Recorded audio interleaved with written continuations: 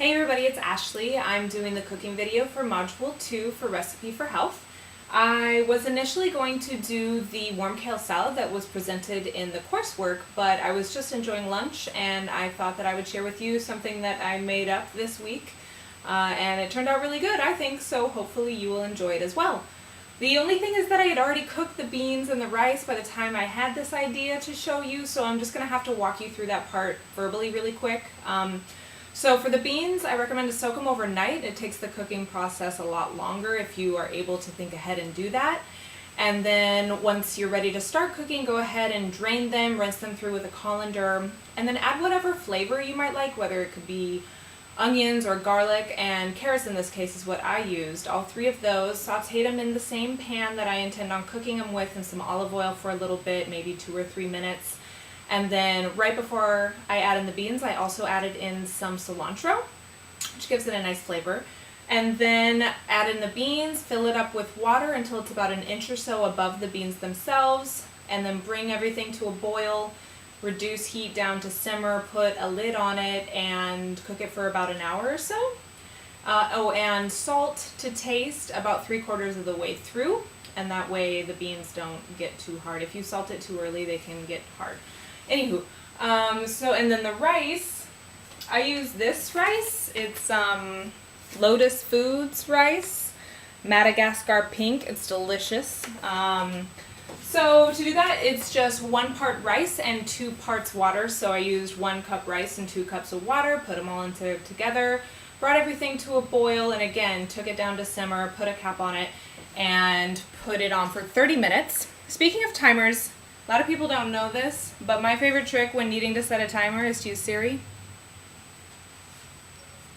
Set timer for 30 minutes. Okay. 30 minutes and counting. Pretty awesome. Anyway, so once you have your beans and your rice ready, I just kind of put them together in the same bowl, starting with the rice. Delicious. So I think that's about 1 cup or so. About like so.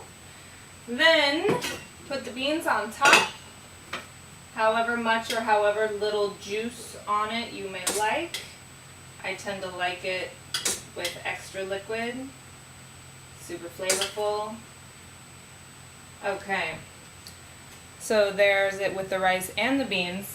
And then some of the best parts are what goes on top. So what I've been using are some grape tomatoes, mangoes, and avocado. It's delicious. So to cut the mango, I already did half, but the best way that I found to cut a mango is to cheek it. So you take it and you cut right along the middle.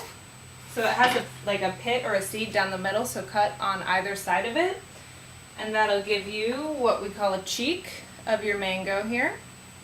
And then I cut that in half lengthwise. So now you have a piece that looks like this. And then I just take the knife and skin it like that. And then you can just take that piece and cut it into whatever size you like. Cool. Alright, so mango, check.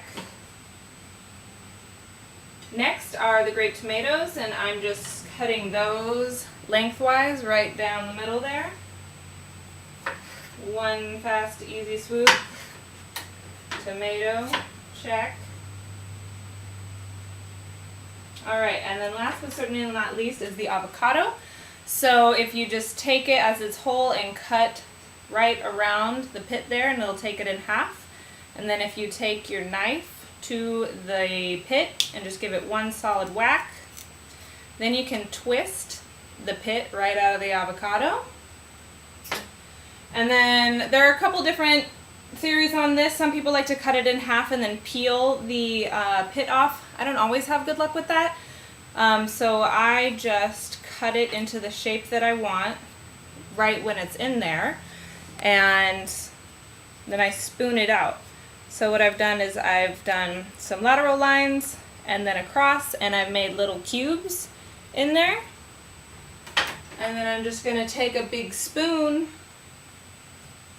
like so, and just spoon all of those pieces right out of there, and they're all cut in the shape that I want. Alright.